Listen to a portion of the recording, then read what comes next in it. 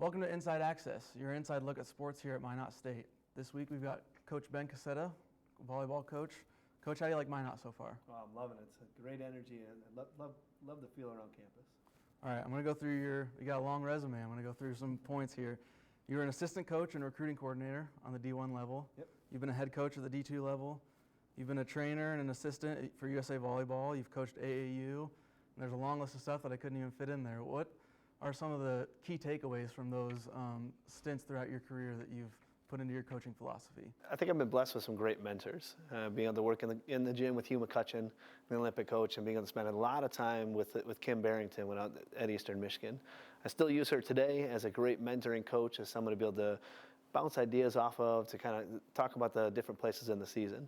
The last couple of years, I spent some time with Terry Gamble, and he's been awesome, helping me complete my coaching philosophy and be able to really fill the holes of different things that I've gone through and places where I need to get to improve. You've seen these players early on. This is your first year coaching this group of players. What are some positives that you've seen from them so far in these early practices? Now, these guys are hungry. They want to win. They put in the extra time in. I got a couple kids that even came in yesterday just to work on a little bit of things on their off day. They really want to be here. They want to win. They love their school and they love their teammates. So as an overall attitude, it's been awesome. You've wasted no time going after some recruits. You've even had some commitments already since you've been here. What's so important about getting after those recruits early on? Well, the volleyball timeline is fast. It is faster than every other sport, probably because we're a fall sport, and I think girls have a tendency to kind of have a better plan on what they want to do. So if we don't get on the kids as an early point, and we've had a couple of kids that have shown a lot of interest in some of the younger ages, if we don't get on those kids when they're younger, we might miss out on them down the road. Thanks for watching. Stick around after the break, and we'll be right back with Nick Liebel.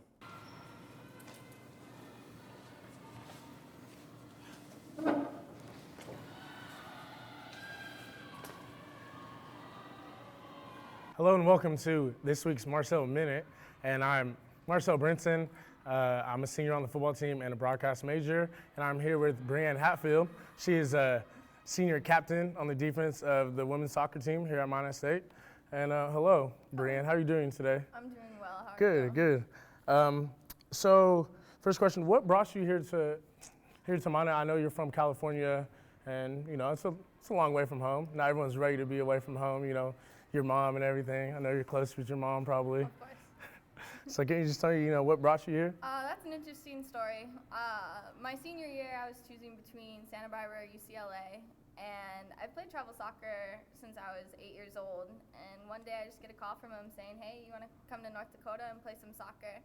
And he hands the phone to this strange guy, Jason Spain, our coach, and he's just calling me on the phone, telling me all these things, just talking it up. And I don't know, I wasn't really for it. I wasn't really sold yet. And my mom just told me, go ahead, try it out for a year. If you don't like it, you can always come back. And so I made the commitment, decided to come, and been here ever since and wouldn't change anything for the world. Now, did you come on a visit here, or did you just? No, it was actually 2 months before I came out here. I just decided I'm going to come here. So you were like, Mom, let's just take a drive. Yeah, why not? Did you guys drive out here or fly? We did. Yeah, when we drove out here, actually, Oh my an RV God. hit our window, and so we didn't have a rear side window the whole time we were driving up here. Oh wow. Yeah. Well, that's strange. Well, anyways, did you play any other sports in high school, or was soccer your only sport? I did. I love sports. I played volleyball and basketball, and did a little bit of track.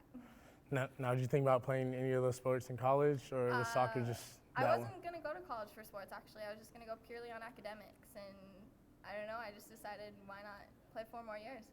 Okay, can you tell me a little bit about your academics? What's your major here at Minot State? I actually have 3. It's math, biology, and chemistry. Oh, wow, you're doing it big. Look at you. Some of us, got to step up. Someone got to do it, right? So what do you plan on doing with that after college? After college, I'd really like to go to grad school, be a professional researcher, get hired by some industries, and just come up with some cool stuff. I mean, they let you a room full of chemicals and kind of build what you want. Sounds fun. That's awesome. Now, did you think about playing any other sports in college? Or was that? No. I don't know. You already asked that, but maybe if you pay attention to me. Yeah, see what happened was I was distracted. I was distracted on your 3 majors. I got confused. It wasn't my beauty or anything? It was a smile. It was a smile. So, when did you start playing soccer? I started playing soccer when I was 4 years old.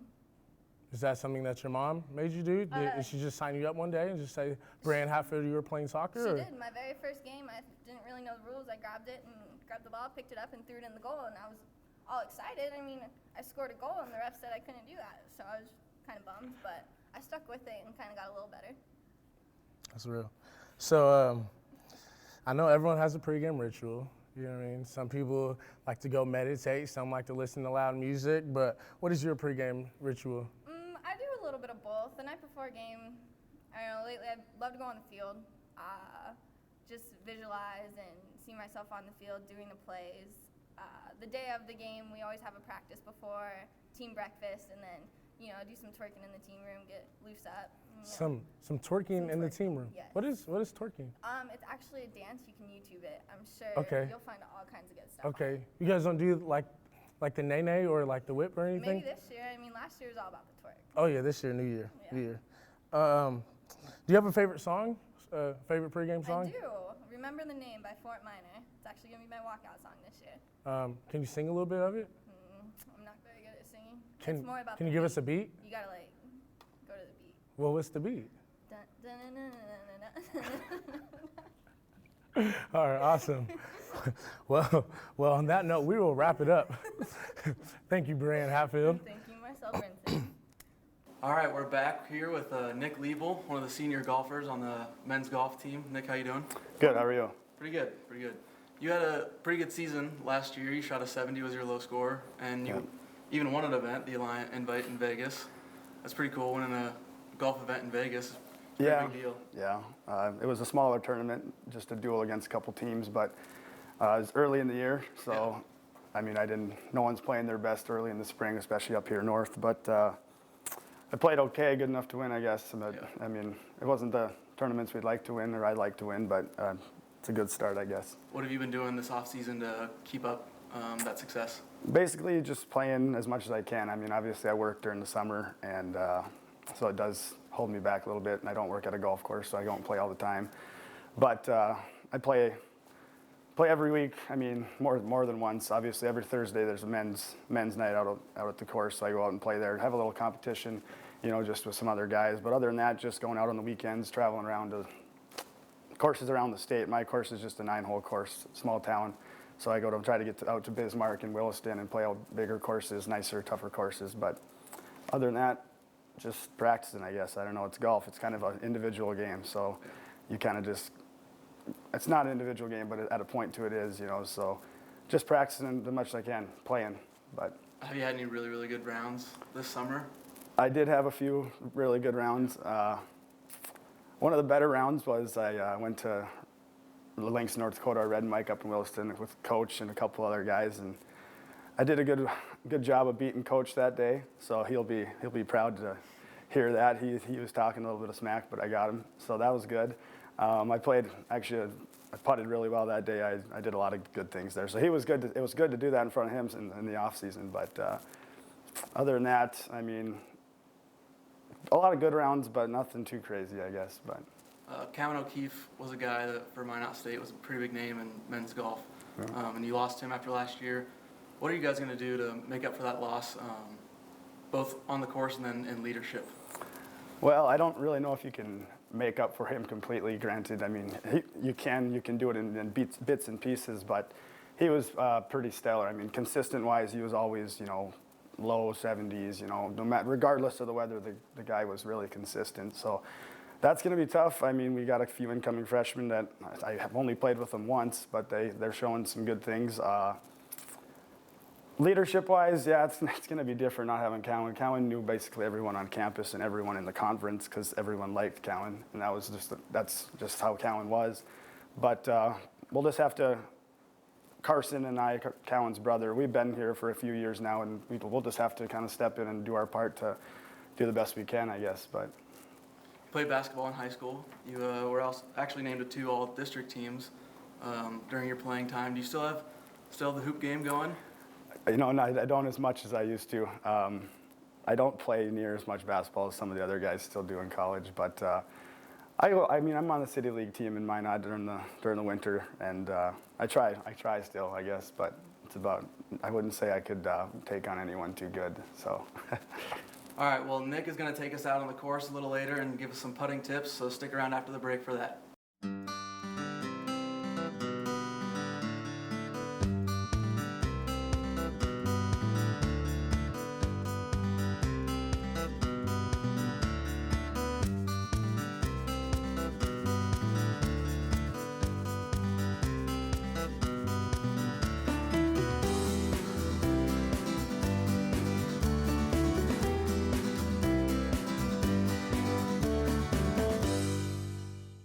Welcome back. We're here at the Varden Golf Club in Minot with Nick Liebel. He's here to teach me give me some putting tips and teach me how to putt better, because I'm pretty terrible.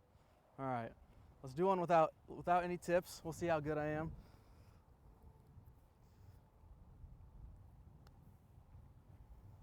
That's close, a little too fast. A little deep. A little deep, but let's see you putt one, and then you can teach me. Want me to putt one? Yeah. And when you approach a ball like that, what are you thinking? What are some thoughts in your head? Are you reading the green and everything? Well, usually when I walk up to a putt, as I'm walking up, I can kind of feel out the green and whatnot, and what's going to do. Some guys do a lot of stuff. I just get behind the ball, read it. You know, I line it up. There's little lines on my ball. Usually I line it up to where I'm thinking the putt's going to go.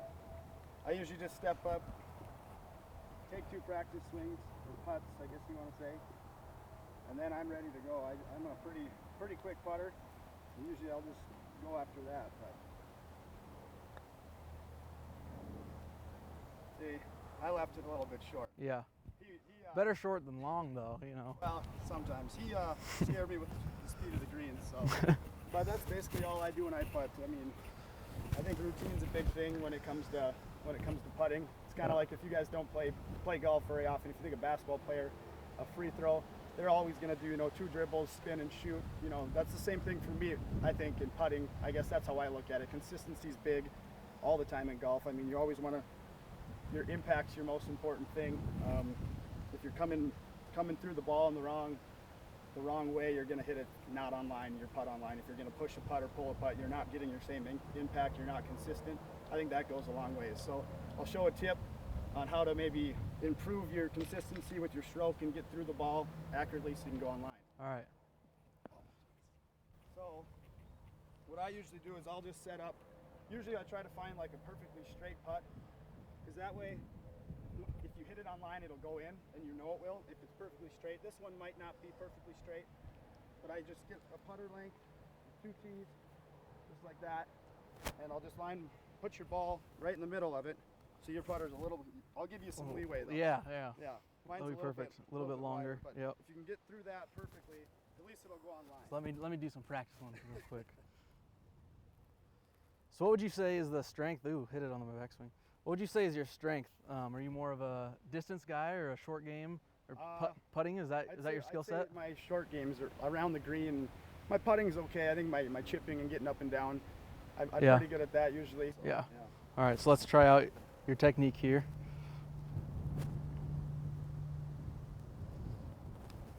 That was short. Let's have you show the audience some show them a good putt here. Hopefully I can. And then when you sink a putt, if it's like a long putt or anything like that, do you do anything like a tiger fist bump, or are you kind of calmer than that, or you just? It would depend on the situation, but most of the time, it's just a little cheer for myself inside my head, I guess. I'm not too flamboyant when it comes to being pumped up, but there it might be. All right, no pump or anything? Nothing. Thanks for tuning in to Inside Access this week. We're going to leave you with a long putt challenge. We're going to see who can get it closer. I'm going to let you go first. Okay, I'll put on the pressure right away off the bat. It's going to be a long putt, but